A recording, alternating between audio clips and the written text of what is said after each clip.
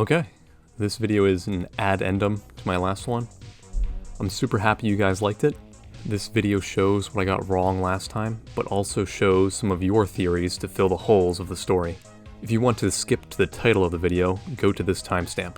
Starting off with what I got wrong last video, and what most people caught on to, the quota can go much higher than 1,200. I've seen people post that it could be 6,000, 7,000, depending upon how many players you have, how good they are. In my previous theory, I thought the game only takes place in our solar system, which was pretty naive, as one of the moons in game does neighbor a dwarf star. That means the game has locations outside of our solar system.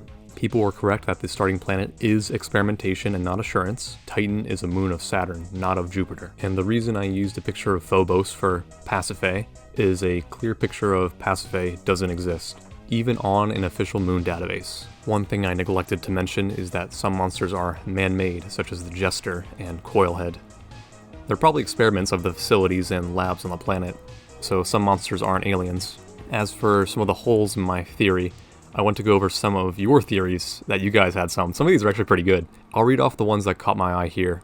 The baseline for all these theories and what we can all agree upon is that there is an eldritch horror that we have to feed behind the walls. First theory that I found revolves around how the company itself operates. That this whole operation of the Lethal Company is so secret that the reason why we fire the employees is that they actually know too much and that they have to be replaced. This would keep the remaining public out of panic while the government, or whatever the company is, can continue to keep the monster under control. The next theory is very similar to the game Iron Lung, where most of humanity is dead or vanished, and that we, amongst the company and the remaining public, are the last of humanity. This theory actually has a lot of weight, as the sole developer Zeekers, prior to early access release, described it as a retro-futuristic and post-apocalyptic game. This would explain several abandoned moons and colonies. This last theory is my new favorite theory, and one that a lot of people noticed as well. The game and Lethal Company as a whole is an allegory for the curse of King Midas, that one's greed could eventually kill them. The largest piece of evidence is that the company planet, which is named Gordion,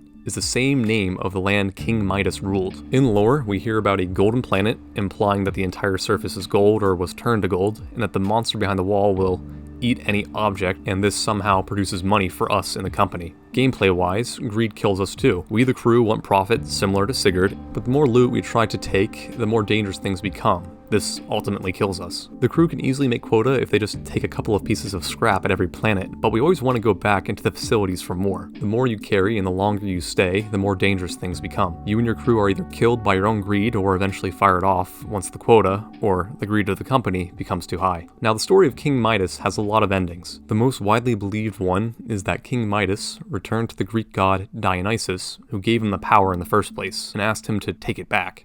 Dionysus tells him to dip his hands in the river Pactolus. This cures King Midas and he returns home as a better man, and able to safely hug his daughter. That's the mostly agreed upon ending.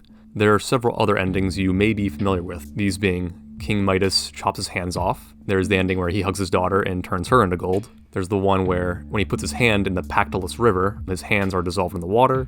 He puts his hands in the river and the river turns to gold. There's a lot of endings to that story, but the mostly agreed upon one is that King Midas loses his gold touch powers, realizes greed isn't everything, and returns home to Gordion to become a better man. As for what ending we get in the game, we just have to wait and see. There's still the drill or nuke that lies at the bottom of the factory. This machine or tool is another highly discussed topic that a lot of people can't seem to agree upon. There is supporting evidence for each possibility. As for the drill possibility, it looks like it has attachments that can go on the front of the machine, plus the fact that it's on some sort of railing that lets the machine move back and forth. There's also the marker and impact zone on the wall itself, implying that something is going to go there. I've seen the possibility of it being a laser, considering that it does say battery on the machine. That means it has to power something. If it is a laser, it's still the same purpose as a drill, to make a hole in the wall.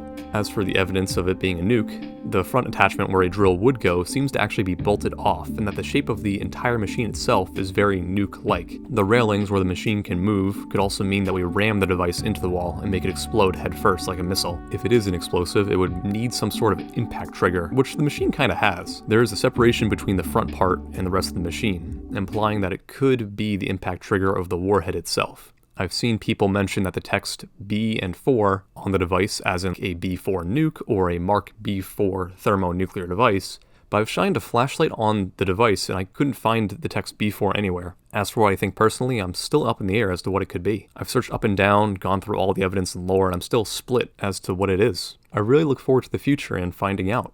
I'll keep all of you posted as to what else I can find. In the meantime, I plan on making videos about other games with hidden lore like Dredge and other indie games. I really like how video games and the medium as a whole can tell a hidden story. So like and subscribe if you want to hear more. Other than that, just have a great day.